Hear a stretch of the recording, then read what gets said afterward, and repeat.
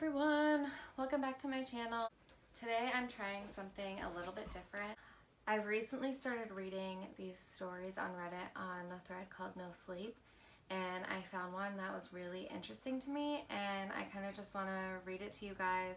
I probably got about halfway through it when I was reading it myself, and I stopped because I kind of want to react with you and see what we all think about it. So if you like this type of video, don't forget to give it a thumbs up so I know, so I can make more of them.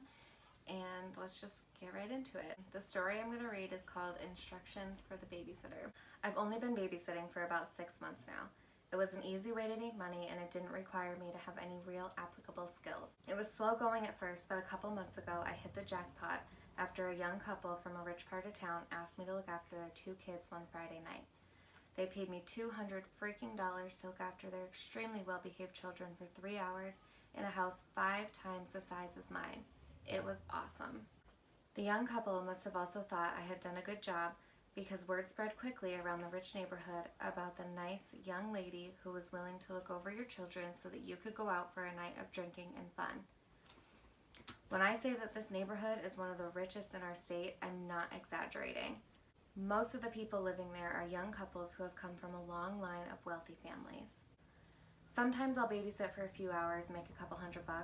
Other times the parents want me to stay the night while they go off and get a hotel room so that they could be away from their kids for a change. That is where I make the big bucks. A couple of days ago, a husband and wife texted me asking if I could stay the night at their mansion and watch their 7-year-old little girl for them. I happily agreed. If only I knew what I was in for. When the day finally came, I drove my beat-up Jeep Wrangler to the edge of the rich neighborhood and made my way up this private driveway that I had never noticed because the entrance was hidden amongst the trees that surrounded the entire north side of town. I drove up the steep, winding driveway for what seemed like 10 minutes before I finally saw the house come into view.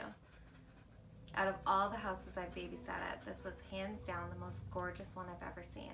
It was a huge Victorian-style mansion that was covered in dark brown bricks, making it blend perfectly into the woods surrounding it. I got out of my car and made my way up to the front porch where I knocked on this gigantic wooden door. A few seconds later, a beautiful woman in her mid-30s answered, introducing herself as Mrs. Collins. She called her husband down, and shortly after, an extremely handsome man, also in his 30s, came walking down the grand stairway holding an adorable little girl in his arms. The couple seemed very anxious, and even though they were both gorgeous people, I could tell that underneath of all their beauty, they were both extremely tired and haggard from having to keep up with their 7-year-old. They were obviously very excited about having an entire night to themselves and couldn't wait to get out of there as fast as they could. Before Mr. and Mrs. Collins left, however, Mrs. Collins handed me several pieces of paper and told me that she had written down a couple of instructions for me to follow throughout the night. She stressed to me how important it was to follow her instructions, and I assured her that I'd give them a look. I waved to the pretty couple as they made their way down the driveway in their expensive Mercedes and then closed the door behind me. I gave the instructions a quick once-over before folding the papers and stuffing them into my back pocket. I'll look at them later, I told myself. How stupid I was to do that. Alright, so this is where I stopped reading because that really made me think that something crazy was going to happen. So I'll just continue on and we're going to see what happens. Mr. and Mrs. Collins' daughter, Samantha, was a very nice young girl who warmed up to me almost immediately. And we had spent the next few hours playing games and watching TV. After we finished our 5th episode of Teen Titans Go, I noticed that it was getting late and asked Samantha what her bedtime was. She shrugged, not really giving me an answer, which is when I remembered Mrs. Collins' instructions. I pulled out the folded up pieces of paper and scanned through them very quickly when I saw the words, Samantha needs to be in bed before 8 p.m. I checked the time and it was almost 7:45.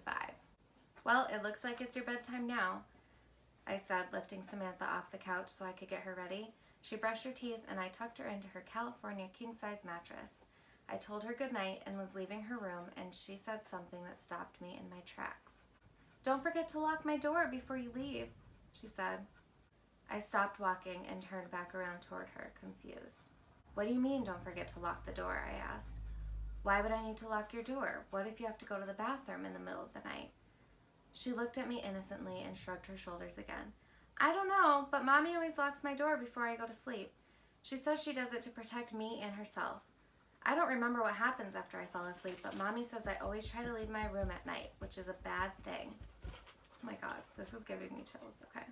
I looked at her dumbfounded. I didn't know what to say. Mommy told me that she would leave instructions for you to follow, and locking my door is one of them, she said. Oh, okay, Samantha, I'll lock your door. Good night, sweetheart, I stammered. She gave me a big smile and rolled over in her bed. I closed her door and noticed that there was a latch drilled into the door frame that would allow someone to lock it from the outside. I closed the latch and then walked back downstairs so I could read the rest of Mrs. Collins' instructions.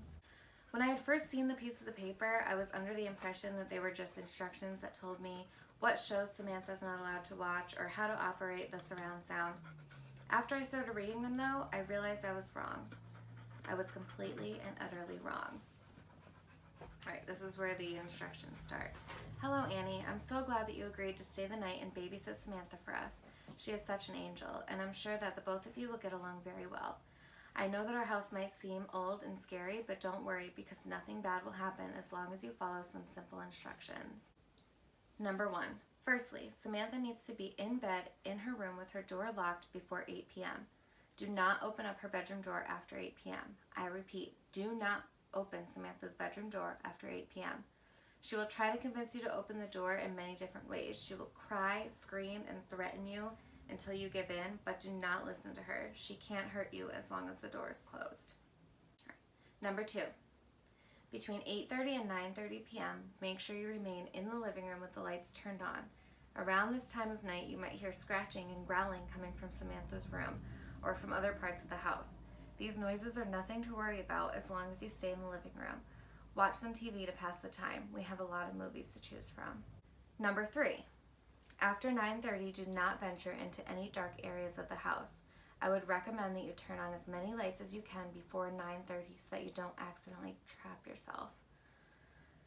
You might begin to see things hiding in the dark areas of the house from time to time, and sometimes they will even try to talk to you. Just ignore them and they'll eventually ignore you as well. You might also happen to see a pair of yellow cat eyes looking at you through the darkness every once in a while. Do not stare at them for more than 30 seconds. Number 4. At around 10 p.m., it might sound like there are several people walking around in the basement downstairs. Do not worry, because as long as you stay out of the basement, they cannot get to you. I know it sounds unlikely, but around this time, you will begin to feel an overwhelming urge to walk down into the basement. If this happens, go into the kitchen and drink a cold glass of milk. This usually helps. The urge will most likely pass after about 10 minutes, but if the urge is still there after 10 minutes and you don't think that you'll be able to stop yourself from walking into the basement, then call either me or Mr. Collins and we'll tell you what to do. So weird. Okay, number 5. When 10:30 comes around, you will begin to hear something running back and forth in the hallway upstairs. Stay on the first floor of the house during this time. Don't worry about Samantha. As long as you locked her door beforehand, he won't be able to get to her. Who's he? Alright. If you start to hear him making his way down the stairs, then lock yourself in the first floor bathroom with the lights on. He will knock on the bathroom door repeatedly and will try impersonating someone close to you, like your mom or dad, in order to trick you into opening the bathroom door for him. He's really good at it. No matter what he says and no matter who he sounds like, do not open the door. He should go away after 5 minutes. Check under the door and make sure that he is no longer there before you open it. Number 6. Now this next part is very important. You will be sleeping in our guest bedroom upstairs for the night. Before you go to bed, make sure that you leave a plate outside of your bedroom door with a piece of raw steak on it. You can find the raw steak in our refrigerator. And leave a glass of milk next to the plate as well. On a piece of paper, write the words Parkant Mihi or Mihai. I'm going to spell it out. P-A-R-C-A-N-T, and the next word is M-I-H-I. Write it in red ink and leave it on the plate with the raw meat. Also, at some point during the night, you might wake up and notice that there is something standing in the corner of your room. Please refrain from looking at the figure as much as you can. I'd recommend wearing earbuds so that you won't hear it muttering to itself. And that's about it. There's also a few other general rules that you should follow throughout the night just to make sure that nothing bad happens. Rule 1. If the house phone rings at any point during the night, don't answer, no matter how long or how loud it might ring. Mr. Collins and I will call your cell phone if we need to talk to you. Rule number 2. If you feel something tap you on the shoulder at any point during the night, don't turn around and wait at least 30 seconds before moving again. Rule number 3. Don't eat meat after 8 o'clock. They might see it as a threat and will most likely attack you. Thanks again, Annie. So casually, thanks again, Annie, for coming and staying in my scary ass house. Alright, thanks again, Annie. If you have any trouble or questions, feel free to call me or my husband at any point during the night. If you do call us, and a man with a very deep voice answers the phone, hang up immediately and try calling us again. P.S. You might hear a dog whimpering somewhere off inside the house. We don't have a dog, so don't go looking for it. Okay, that's the end of the note. I'm going to keep reading. This is so weird, so weird. I hadn't realized what I had gotten myself into. It's currently 8:31 p.m. as I am writing this, and the growling noises just started. It sounds like they're coming from every room in the fucking house. I thought that Samantha's screams from a couple minutes ago were going to be the worst part. But now I can hear her muffled growls from upstairs, and I can assure you that this is worse. This is much worse. Okay, so that's the end. That's the end of the story. I'm not really sure if they're gonna continue on with writing this or if that's just the end of it.